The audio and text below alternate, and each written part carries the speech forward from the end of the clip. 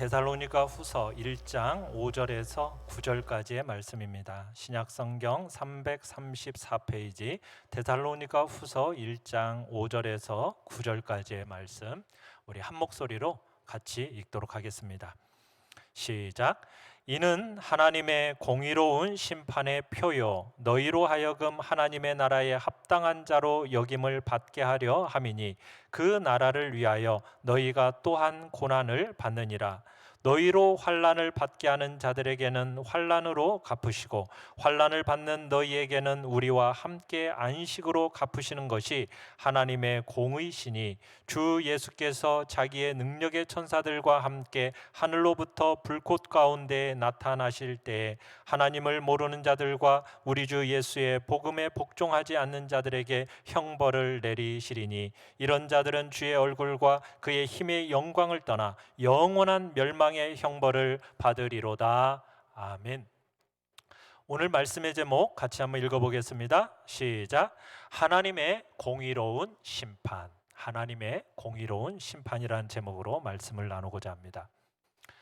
코로나19 시대를 살아가는 우리 교회는 참 세상으로부터 많은 비난의 중심에 서 있게 되었습니다. 신천지로부터 시작하여서 정광훈의 사랑제일교회, BTJ, IEM 국제학교 등 참 여러 부분에서 교회의 코로나로 인한 부분들을 제공한 것이 참 한국교회의 안타까운 현실이긴 합니다. 그러나 코로나를 너무 과장되게 주범으로 몰아세우며 비난받고 있는 것 또한 현실입니다. 일반 시민들은 코로나 확산이 교회를 통해서 48%나 전파된다라고 생각을 한다고 합니다. 그러니까 과반수 이상이 교회로부터 코로나가 전달된다라고 일반 세상 사람들은 그렇게 인식하고 있다라는 얘기입니다. 그러나 통계적으로 보면 교회 쪽 종교계에서 지금 코로나의 확산 모습을 보면 8%에 지나지 않다고 그러죠. 그러나 정부 정책도 그러하고 또 방송과 언론들을 통하여서 일어나는 모든 일들이 기독교에 대한 큰 오해 속으로 우리를 집어넣으면서 기독교인에 대한 시민들의 부정적인 인식이 팽배해지고 있는 것이 이 시대 우리가 살아가는 기독교의 현재의 모습입니다. 그러다 보니까 교회와 최대한 거리를 두려는 이른바 교회 포비아까지 지금 일어나고 있는 것이 이 시대에 우리 교회가 처해 있는 현실의 모습이죠. 그러나 여러분들은 우리가 기억할 것이 있습니다. 항상 시대 속에서 교회는 세상으로부터 끊임없이 핍박과 환난과 비난 속에 살아왔다라는 사실입니다. 그리고 모든 책임 전가를 교회에게 돌리는 현상들은 이 시대만의 문제가 아니라 과거 역사 속에서 계속 진행되어져 왔다라는 것을 우리는 기억해야 됩니다. 그 속에는 하나님의 뜻이 있기 때문이죠. 그 속에 하나님이 우리를 향한 뜻이 어떻게 펼쳐지게 되는가, 오늘 본문 속에서 우리는 그걸 살펴보고자 합니다. 5절에 보시면은 5절을 이렇게 시작하고 있습니다. 이는 이라는 단어로 시작이 되는데요. 이는 무엇을 가리키고 있는가? 이건 참 학자들마다 논란이 있는 내용입니다. 그렇지만 4절에 보시면 너희가 견디고 있는 모든 박해와 환난, 이런 표현을 통해서 이것이 바로 하나님의 공의로운 심판의 표시다라고 해석하면 제일 정확한 해석이라고 볼 수가 있습니다. 5절 하반절도 보시면 이렇게 써 있죠. 그 나라를 위하여 너희가 또한 고난을 받느니라. 그러니까 이는 이라는 것은 데살로니가 성도들이 경험하고 있는 박해와 환난 혹은 고난을 가리킨다는 겁니다. 어떤 면에서 한국교회는 지금 성경을 연구하고 가르치고 읽는 면에서 제일 많이 잊어버리고 있는 것이 고난이라는 이 주제입니다. 사랑하는 성도 여러분, 성도의 삶에 고난이 있습니까? 없습니까? 고난이라는 것은 필연적입니까? 선택적입니까? 그리스도인으로서 우리가 예수 그리스도를 믿는다라고 고백하고 믿음을 소유하는 그 순간부터 고난이라는 것은 필연적입니다. 신약 성경 어디를 보아도 예수 믿는 순간부터 우리는 예수 믿는 믿음 때문에 고난을 반드시 통과해야 한다고 성경은 이야기합니다. 고난이 없는 신앙생활 불가능하다는 이야기입니다. 자, 우리 1번을 같이 한번 읽어보겠습니다. 1번입니다. 시작. 하나님의 공의로운 심판의 표시, 고난. 오늘 본문은 성도들이 살아가면서 당하는 고난을 어떤 눈으로 봐야 하는지를 가르치고 있습니다. 자, 그게 무엇입니까? 성도가 이 땅에서 당하는 고난은 하나님의 공의로운 심판의 표시라는 거예요. 세상 사람들은 하나님이 공의롭지 않은 것처럼 여깁니다. 하나님이 이 세상에 관심이 없는 것처럼 여깁니다. 그렇지만 성도가 이 땅에서 믿음으로 인하여 당하는 그 고난은 하나님이 살아계실 뿐만 아니라 하나님이 얼마나 공의로우신지를 보여주는 표시다. 오늘 본문이 그렇게 얘기하고 있는 겁니다. 성도가 당하는 그 믿음 때문에 당하는 그 고난이라는 것이야말로 하나님의 공의로운 표시요, 하나님의 공의로운 심판의 표시요, 지금도 이 땅에서 나타나고 있는 그 하나님의 공의로운 심판의 표시라고 성경은 분명하게 가르치고 있는 거죠. 하나님이 이 세상을 그냥 내버려 두지 않으시고 하나님이 세상 일에 개입하신다라는 그 표시가 바로 성도들이 이 땅에서 당하는 고난이란 얘기입니다. 그래서 베드로 사도가 베드로전서 4장 16절로 19절에서 이렇게 이야기하고 있습니다. 우리 같이 한번 읽어보겠습니다. 시작. 만일 그리스도인으로 고난을 받으면 부끄러워하지 말고 도리어 그 이름으로 하나님께 영광을 돌리라. 하나님의 집에서 심판하실 때가 되었나니 만일 우리에게 먼저 하면 하나님의 복음을 순종하지 아니하는 자들의 마지막은 어떠하며 또 의인이 겨우 구원을 받으면 경건하지 아니한 자와 죄인은 어디에 서리요. 그러므로 하나님의 뜻대로 고난을 받는 자들은 또한 선을 행하는 가운데 그 영혼을 미쁘신 창조주에게 의탁할지어다. 아멘. 사랑하는 성도 여러분, 성도의 삶에서 믿음으로 말미암아 오는 고난이라는 것은 무슨 표시라고요? 하나님이 자기 집에서부터 심판을 시작하신다라는 표시라는 겁니다. 하나님은 우리 믿는 성도들을 그냥 받지 않으십니다. 성도들을 받으시되 그냥 받지 않으시고 고난을 통과해서 연단받게 하시고 그리고 우리를 정금같이 빚어내신 후에 하나님이 그 나라로 받아들이신다라는 거예요. 그래서 하나님의 공의로운 심판이 어디에서부터 시작된다고요? 하나님의 집에서부터 시작이 되어지는 겁니다. 어떻게 보면은 코로나19가 이렇게 발생되어지는 모든 거점들을 보면요, 하나님의 심판이 당해야 될 곳들이 드러난다라는 것을 우리는 확연하게 보게 될 겁니다.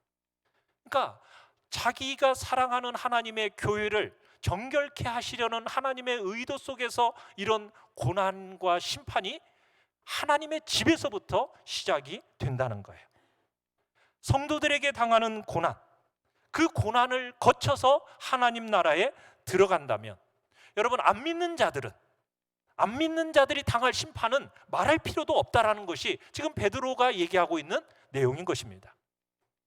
성도인 우리가 믿음으로 살면서 고난을 통과할 때 하나님은 성도의 삶에 특별하게 역사하고 계신다라는 거예요. 사랑하는 아들의 그 대속의 귀한 은혜로 말미암아 자격 없는 우리를 받으셨습니다. 받으신 우리를 그때부터 어떻게 하신다고요? 5절 다시 보십시오. 이는 하나님의 공의로운 심판의 표요 너희로 하여금 하나님 나라에 합당한 자로 여김을 받게 하려 함이니. 그러니까 우리를 하나님 나라에 합당한 자로 받아들여지도록 우리의 삶에 개입하셔서 우리를 정금같이 연단하고 빚어내신다라는 겁니다. 그 도구로서 뭐가 사용되어지고 있다고요?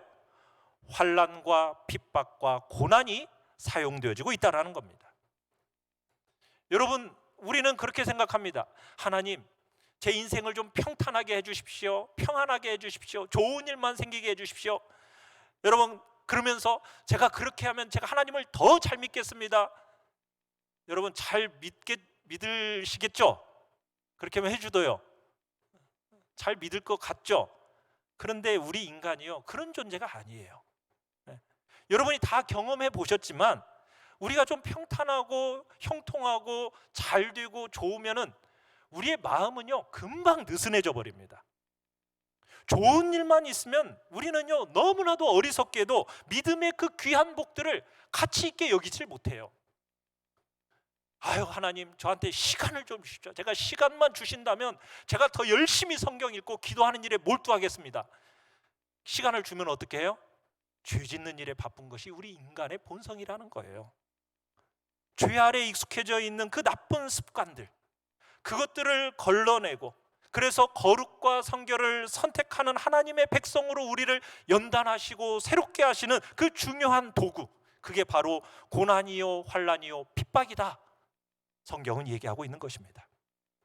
그래서 고난이 없으면요, 우리는 사람다워지지가 않고, 고난이 없으면 우리의 아름다움이 드러나지 않는 거예요.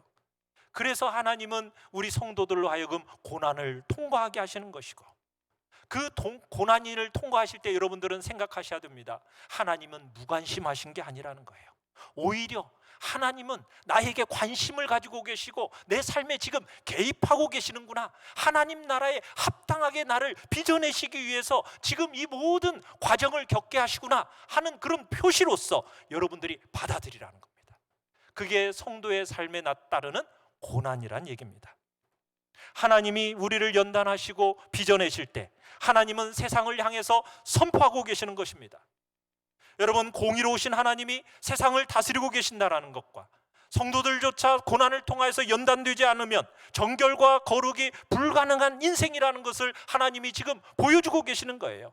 이것이 믿음을 통하여 받게 되는 바로 고난과 연단의 핵심인 것입니다. 고난 없는 구원 없습니다. 예수 믿는 사람의 삶에는 반드시 고난이 따르게 되어 있다는 얘기입니다. 고난은 여러분을 사랑하지 않는 하나님의 표시가 아닙니다. 오히려 하나님이 여러분을 사랑하셔서 여러분의 삶에 개입하시고 간섭하셔서 여러분을 정금같이 빚어내시는 하나님의 공의로운 심판의 표시임을 믿으시길 바랍니다. 그래서 로마서에서는 이렇게 얘기합니다. 로마서 5장 3절로 4절 같이 한번 읽어보겠습니다. 시작. 다만 이뿐 아니라 우리가 환난 중에도 즐거워하나니 이는 환난은 인내를, 인내는 연단을, 연단은 소망을 이루는 줄 알미로다. 환난을 통과할 때 우리 안에 예수 믿는 사람의 진짜 모습이 만들어진다는 것입니다. 고난을 통과하지 않으면 하나님의 사람다운 모습이 빚어지지 않기 때문에 하나님께서는 성도들의 삶에 고난이 있게 하셨고 핍박이 따르도록 하셨다라는 거 기억하시길 바랍니다. 두 번째입니다. 2번 같이 한번 읽어보겠습니다. 시작. 반드시 되갚으시는 하나님의 공의. 우리는 고난당할 때마다 하나님께 불평합니다. 하박국 선지자가 하나님 앞에서 탄식했던 내용과 비슷한 그런 불평과 원망을 우리들은 털어놓는 거죠. 하박국 선지자가 어떻게 불평을 했습니까? 하나님, 우리가 죄 있는 거 인정해요. 그런다고 어떻게 우리를 심판하실 때 우리보다도 더 나쁘고 악한 저 바벨론 사람을 가지고 심판하실 수가 있습니까? 우리에게 허물이 없다라는 거 어느 정도 일정한 정도 저희 인정합니다. 그런데 이 정도의 허물을 가지고 하나님 그렇게 고난으로 다루실 이유가 뭐예요? 하면서 하나님께 불평과 원망으로 나아가는 이게 우리의 또 모습이기도 합니다. 우리를 핍박하는 자들의 그 악함, 교만함, 악의 이런 걸 볼 때 과연 정말 하나님이 세상을 다스리고 계시는 건 맞는 건가? 세상이 너무 뒤죽박죽이잖아. 공의와 정의가 다 사라진 것 같은데 이런 중에 과연 하나님은 계시는 건가? 그런 회의와 고민들 이 땅 살면서 여러분은 한 번씩 하게 되지 않습니까? 그러나 오늘 본문에서 우리에게 분명하게 이야기하고 있습니다. 자, 우리가 지나가고 있는 이 고난과 환난 자체가 하나님의 공의로운 심판의 표시일 뿐만 아니라 때가 되면 그 하나님의 공의로움을 반드시 실행하시는 순간이 온다라는 거예요. 어떻게 온다고요? 6절로 7절 한번 보십시다. 6절로 7절에 보시면 이렇게 되어 있죠. 너희로 환난을 받게 하는 자들에게는 뭘로 갚으시고? 환난으로 갚으시고, 환난을 받는 너희에게는 우리와 함께 무엇으로? 안식으로 갚으시는 것이 하나님의 공이시니. 여러분, 우리가 짧은 인생을 살아가면서 하나님이 계시다면 세상에 어떻게 이럴 수 있는가? 여러분, 좌절을 한 번씩 우리가 경험하며 살아가지만 성경은 우리에게 분명하게 메시지를 던지는 거예요. 뭐라고요? 우리가 경험하는 이 세상이 우리가 경험하는 전부입니까? 아니라는 거예요. 눈에 보이지 않지만 정말 오고 있는 하나님의 나라, 그분의 나라가 있다라는 겁니다. 오고 있는 그 나라가 있기 때문에 우리가 경험하는 그 모든 것들을 그저 이 세상의 것으로 평가하려고 하는 그 교만함, 그 멈추라는 거예요. 세상이 너무 불의하다고 느끼고 불의함을 경험할 때 여러분, 그 보이는 게 세상이 전부가 아니라는 거예요. 뭐가 있다라고요? 세상을 통치하시는 하나님의 나라가 분명히 이 땅에 오고 있다라는 거, 우리로 하여금 기억하라는 얘기입니다. 한 걸음 더 나아가서 환난을 받게 하는 자에게는 반드시 무엇으로 갚으신다고요? 환난으로 되갚으시는 것이 하나님의 공이라는 거예요. 그게 실현될 순간이 온다라는 얘기입니다. 여러분, 이 세상은 아무리 훌륭한 정치가 대통령, 국회의원이 세워져도요, 어느 정도 일정 정도는 불합리할 수밖에 없어요. 그게 면할 수가 없는 거예요. 왜? 이 세상 그런 세상이거든요. 그러나 하나님의 나라는요, 더 이상 그런 일이 없습니다.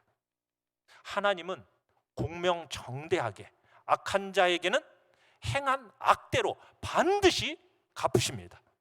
그 순간 반드시 오는 거예요. 그러면 왜 하나님이 악한 자들을 막 곧바로 심판하지 않으십니까? 이유가 뭐예요? 하나님의 오래 참으심이에요. 자비하심입니다. 형용할 수 없는 자비와 오래 참음으로 악인들에게 지금 끝까지 기회를 주시고 계시는 것일 뿐이에요. 악한 자들에게 하나님의 공의가 어디 있느냐? 하나님의 심판이 어디 있느냐? 여러분, 그렇게 생각할 만큼 어떻게 보면 하나님이 오래 참으시고 반복해서 기회를 주시는 거죠. 여러분, 그러나 그 오래 참으심과 기다리심이 영원합니까? 아닙니다. 제한되어 있습니다. 하나님은 반드시 심판을 시행하는 순간이 올 것이다 이야기하고 있는 겁니다. 하나님의 인내하심과 오래 참으심을 너무 여러분 방만하게 생각하시면서 공의로움이 없는 것처럼 여러분 그렇게 여기지 마십시오. 반드시 한때가 올 것입니다. 우리가 불의한 시대를 살아가면서 막 우리의 마음속에 막 분노가 생겨요. 억울함, 이런 것들이 마음속에 자꾸 생겨요. 그러다 보니까 우리의 마음속에서도 내가 손해보면 안 돼, 내가 손해보지 않기 위해서는 내 방식대로 좀 소소하게 나도 보복을 좀 행해야겠다 하면서 우리가 이 땅을 살고 싶어 해요. 그러다 보니까 이 땅에 살아가는 많은 사람들이 그런 개인적인 분노와 억울함을 이렇게 표출하다 보니까 상상할 수 없는 범죄들이 지금 이 시대 속에서 막 일어나고 있는 거예요. 그게 이 시대의 아픔이고 눈물입니다. 이게 세상적으로 보편화되어져 가고 있어요. 오늘 우리 시대가 살아가는 많은 범죄들이 개인적인 분노와 억울함을 표출하면서 나타나는 현상이라는 거예요. 그러면서 아무 관계없는 사람들을 어떻게 보면 사람들이 그 분노를 막 쏟아내는 일들이 일어나잖아요. 여러분, 그러나 세상은 그렇게 갈지 몰라도 우리 믿는 자들은 어떻게 살아가야 됩니까?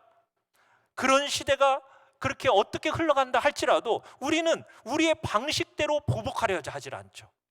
우리가 산상수훈에서 보았듯이 오른뺨을 맞으면 우리는 어떻게 하는 사람들입니까? 왼뺨을 대는 사람이죠. 대고 계시죠? 오리를 가자고 하면 어떻게 하는 사람들? 심리를 더 가는 사람들. 겉옷을 구하는 자에게는 속옷까지도 아낌없이 주는 사람들. 맞습니까? 그런 형태의 삶을 살도록 우리는 부르심을 받은 거예요. 우리가 그렇게 살 수 있는 이유가 뭐죠? 하나님의 공의로우신 심판이 반드시 있게 있을 거라는 분명한 믿음이 있기 때문에 우리는 그렇게 살 수가 있는 겁니다. 우리는 그런 형태의 삶으로 살도록 부르심을 받은 거예요. 나를 부르신 그 부름이 복의 근원으로서 세상을 축복하라고 부르신 줄 알기 때문에, 그래서 하나님의 심판의 때까지 나는 인내하고 기다리면서 내가 부름받은 그 역할을 충성스럽고 진실하게 하나님 앞에서 이 땅에서 행하며 살아가겠다. 여러분, 우리가 살아가는 삶의 모습 아닙니까? 맞습니까? 우리는 그렇게 살아가는 겁니다. 왜? 불의한 세상에 대해서 내가 되갚아주지 않아도 하나님의 공의로우신 심판이 반드시 있을 것이기 때문에 그 심판을 신뢰하면서 나는 이웃들을 축복하고 사랑하도록 부름받았기에 나는 그렇게 살아가는 것, 우리 그렇게 살아가도록 부름받았다는 거 잊어서는 안 되는 겁니다. 그렇게 살다 보면 때가 되면 하나님께서 어떻게 하십니까? 참된 안식으로 갚아주시는 순간이 올 거라는 거예요. 때로는 억울해요. 때기로는 아파요. 그렇지만 하나님께서 심판의 때 안식으로 나에게 갚아주실 것이다. 수고했다, 잘했다, 착하고 충성된 종아. 여러분, 그렇게 우리를 칭찬할 순간이 올 거라는 거 여러분은 믿으십니까? 그 믿음을 가지고 우리는 낙심하지 않고 악한 자들의 악을 악으로 되갚으려 하지 않고 오히려 선으로 악을 이기는, 여러분, 마지막 진짜 좋은 거, 그게 진짜 좋은 거 아니겠어요? 사랑하는 성도 여러분, 이 땅에서 잠시 좋은 거, 그게 우리의 기쁨이 아닙니다. 이 땅에서 뭔가를 내가 누리고 이 땅에서 성취하고 이 땅에서 뭔가를 경험하는 거, 그게 전부가 아니에요.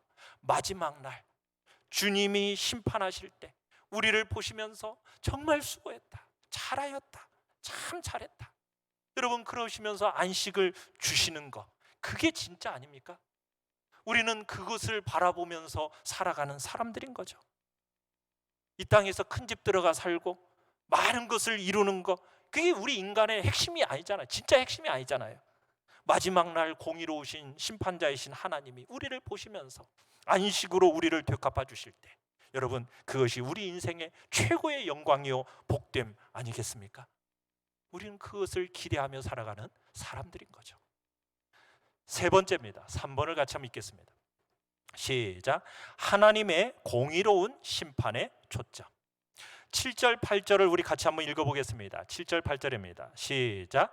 환난을 받는 너희에게는 우리와 함께 안식으로 갚으시는 것이 하나님의 공의시니 주 예수께서 자기의 능력의 천사들과 함께 하늘로부터 불꽃 가운데 나타나실 때에 하나님을 모르는 자들과 우리 주 예수의 복음에 복종하지 않는 자들에게 형벌을 나타내시리니. 여러분, 그때가 언제입니까? 그 마지막 공의로운 심판의 때가 언제입니까?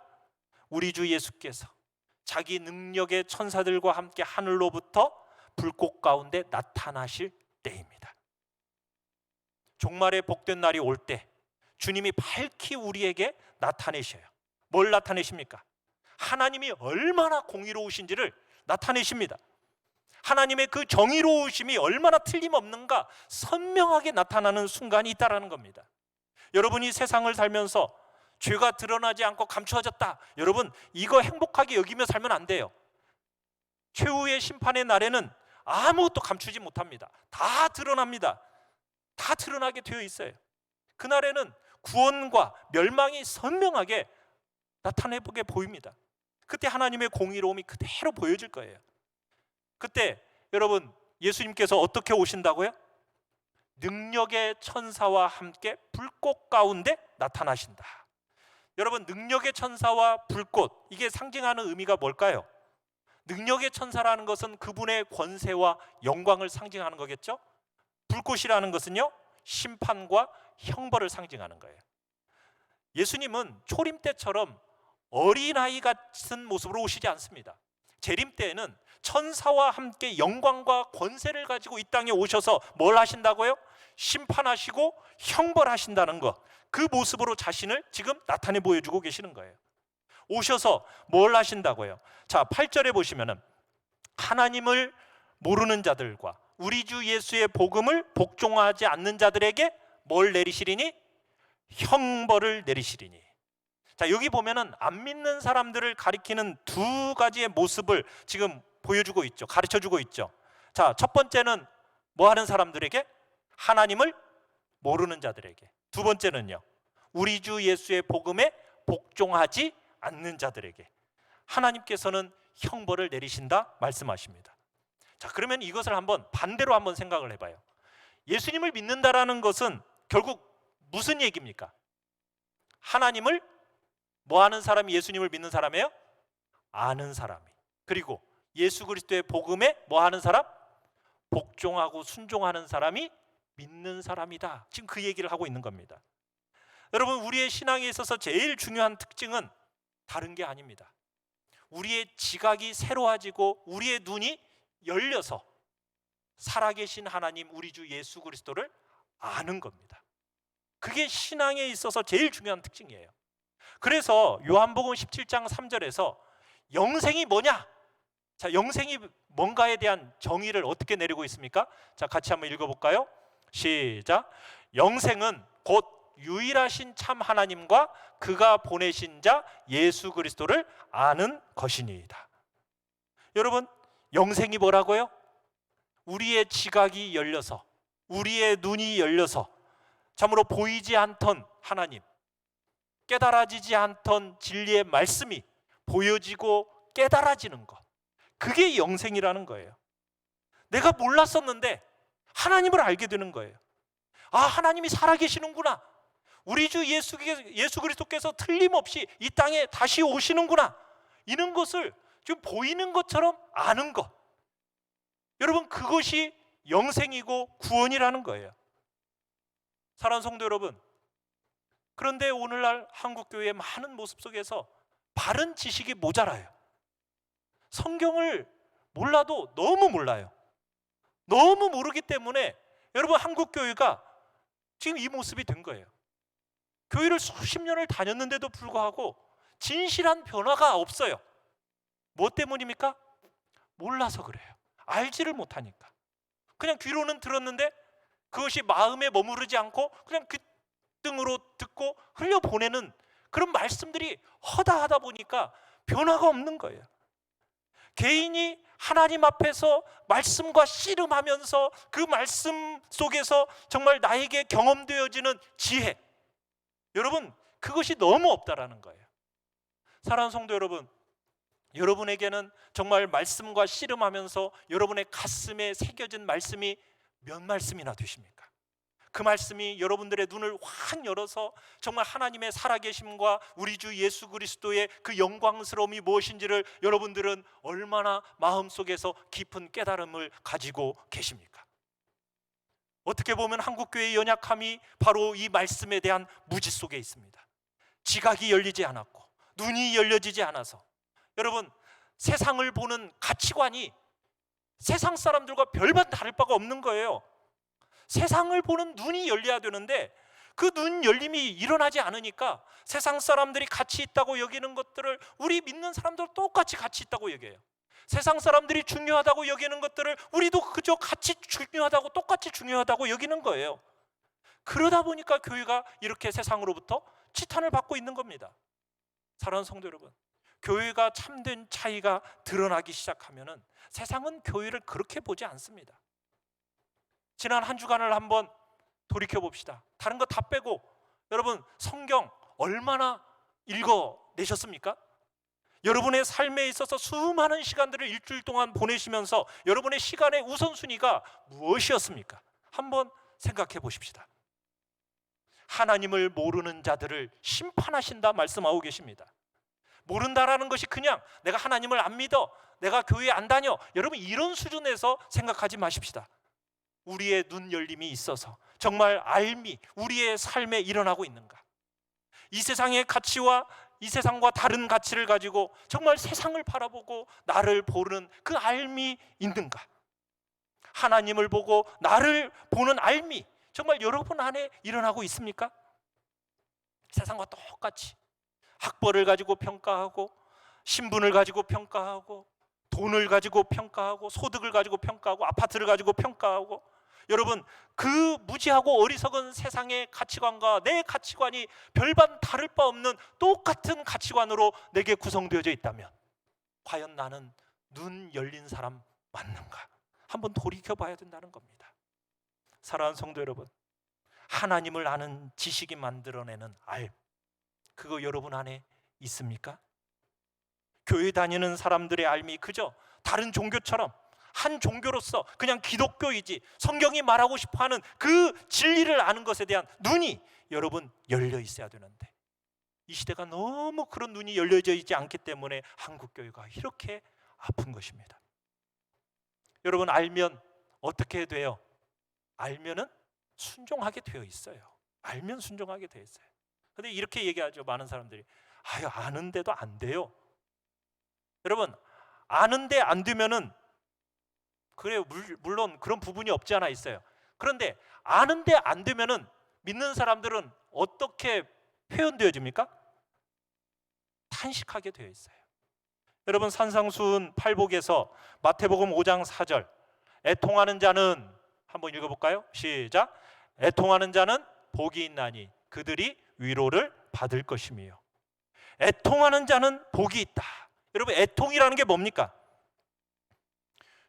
내가 죄를 거슬러 가지 못하고 정말 자신의 한계를 아는 데서 오는 눈물입니다. 내가 왜 하나님의 말씀대로 살지 못하고 이렇게 죄 가운데 빠졌을까라는 그 애통, 탄식, 그것 때문에 울고 아파하는 그런 자들에게 하나님의 뭐가 있다고요? 위로가 있다라는 거예요. 그런 사람에게 위로가 있다라는 거예요. 그런 사람들에게 삶에 살 용기가 생겨진다는 겁니다. 그렇게 예수 그리스도의 복음에 복종하는 삶을 살아가는 거예요. 아는데 못 사는 게 문제가 아닙니다. 모르는 것이 문제죠. 모르는 것이. 여러분, 하나님의 진리를 알아가는데 여러분 힘쓰시길 바랍니다. 여러분, 주님이 오셔서 심판하실 때 초점을 한번 잘 맞춰봐야 됩니다. 하나님을 모르는 자들과 그리스도 예수의 복음을 복종하지 않는 자들을 심판하신다. 단순한 무지가 아닙니다. 단순한 복종과 순종의 문제가 아닙니다. 거스름의 문제가 아닙니다. 의지적이고 반복적이고 거스름이 그 속에서 나타나는 거예요. 사랑하는 성도 여러분, 우리가 하나님을 알아가는데 힘쓰시고 정말 그의 말씀을 아는 만큼 순종하는 자리에 우리 모두가 있기를 간절히 바랍니다. 네 번째, 4번을 같이 한번 읽겠습니다. 시작. 하나님의 공의로운 심판의 형벌. 자, 이런 자들에게, 하나님을 모르는 자들과 우리 주 예수의 복음을 복종하지 않는 자들에게 형벌이 임한다라는데 그들에게 임할 심판이 무엇인가? 9절을 같이 한번 읽어보죠. 9절 시작. 이런 자들은 주의 얼굴과 그의 힘의 영광을 떠나 영원한 멸망의 형벌을 받으리로다. 이런 자들은 영원한 멸망의 형벌을 받을 것이다. 이렇게 얘기하고 있습니다. 주님이 오셔서 심판을 하실 때 여러분, 그 심판의 두 번째 기회가 있어요, 없어요? 없습니다. 여러분, 우리가 부자와 거지 나사로의 비유에서 보았듯이 여러분, 두 번째 기회가 부자에게 주어지던가요, 안 주어지던가요? 주어지지가 않아요. 주님이 다시 오셔서 심판하시면요, 그건 영원한 겁니다. 형벌을 깎아줄 게 있어요? 없어요. 뭔가를 보속한다고 해서 여러분 멈추어집니까? 아닙니다. 영원한 형벌입니다. 자, 그런데 그 형벌이 두 가지로 표현되어지고 있죠. 어떻게 표현되어지고 있습니까? 그 형벌이 그분의 얼굴로부터 어떻게 된다고요? 영원히 떠나게 됩니다. 두 번째는 뭡니까? 그의 힘의 영광을 영원히 떠나게 됩니다. 여기서 그의 힘의 영광, 우리 하나님의 힘의 영광이라는 것, 그 권능에 영광이 묻어 있는데 여러분, 그 하나님의 권능은요, 어떤 권능이죠? 세상의 힘과는 다릅니다. 사람을 섬기는 권능이에요. 우리 주 하나님의 힘이라는 것은 약한 자들을 막 억누르는 그런 힘이 아니에요. 왕이신데도 불구하고 그분은 어떻게 하셨어요? 백성들의 죄를 대신해서 자신이 주시는 그런 힘이에요. 그런 권세와 놀라운 힘을 가지고 백성들을 종처럼 섬기신 그 영광스러운 힘이 바로 우리 하나님 아버지, 우리 주 예수 그리스도의 그의 힘의 영광이에요. 그 힘을 세상처럼 쓰지 않고 하나님답게 쓰시는 그 힘의 영광이 어떻게 된다고? 그 영광으로부터 떠나버린다는 거예요. 그러면은 그들에게 남는 것은 무엇이겠습니까? 이 세상의 모습처럼 짓눌리는 영원한 형벌이 그들에게 있다란 얘기입니다. 그곳에는 짓눌림밖에 없다라는 거예요. 짓눌림의 그 힘으로 짓눌려지는 그런 영원한 형벌 속으로 그들은 들어가게 되는 겁니다. 두 번째는 그분의 얼굴을 영원히 떠나게 된다고 얘기하고 있어요. 여러분, 산상수훈에서 마태복음 5장 8절에 마음이 청결한 자는 어떻게 된다고요? 한번 읽어볼까요? 시작. 마음이 청결한 자는 복이 있나니 그들이 하나님을 볼 것이며. 여러분, 하나님을 본다라는 것, 하나님을 배웁는다라는 것처럼 우리에게 정말 지복은 없는 겁니다. 여러분, 세상의 돈, 명예, 신분, 지위, 업적 이런 걸 세상은 복이라고 얘기하지만 여러분, 세상을 살면서 제일 행복한 순간은 어느 순간이던가요? 사랑하는 사람의 얼굴을 마주 대할 때가 가장 행복한 순간 아닙니까? 그렇지 않아요? 우리가 주님의 얼굴을 가까이 할 때 그분으로부터 나오는 자비와 긍휼과 사랑과 은택, 여러분, 그것을 받아야 우리가 마음의 행복함을 느끼는데 그것이 어떻게 된다고요? 끊어져 버린다는 거예요. 이것은 모든 것을 잃는 것의 핵심입니다. 오늘 우리가 이렇게 예배를 드려요. 여러분, 이 예배 시간이 왜 가치가 있습니까? 막 생명을 걸 만큼 가치가 있다라고 여러분들은 예배를 느끼십니까?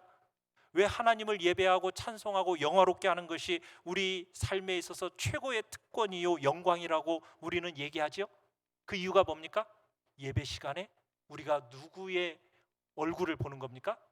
하나님의 얼굴을 보고 그 얼굴로부터 나오는 복됨과 평강과 자비와 긍휼과 그 모든 좋은 것들을 우리가 받는 시간이 바로 무슨 시간이기 때문에? 예배의 시간이기 때문에 우리가 그 예배를 소중하게 여기고 가치 있게 여기고 우리의 최고의 특권이요 영광이라고 이야기하는 거예요. 여러분, 그날에 여러분은 보게 될 겁니다. 지금은 희미하게 우리가 보여서 예배가 예배다움에 대한 가치를 모르는 시대를 살아가지만 그날에는 우리가 보게 될 거예요. 하나님의 얼굴을 정말 마주대하면서 볼 때 그분의 얼굴로부터 나오는 그 복됨과 영광과 긍휼과 자비와 그 말할 수 없는 좋은 것들이 우리에게 풍성하게 부어지는 그 하나님의 낯빛으로부터 오는 그 영광스러움, 여러분, 그것이 최고의 천국의 모습이거든요. 그런데 영원한 멸망의 형벌은 어떻게 된다고요? 그 하나님의 낯빛으로부터 끊어져 버리는 겁니다. 끊어지는 거예요. 하나님의 얼굴로부터 나오는 그 모든 자비와 긍휼과 사랑과 모든 복락으로부터 끊어져 버리는 거예요. 버림받게 되는 겁니다.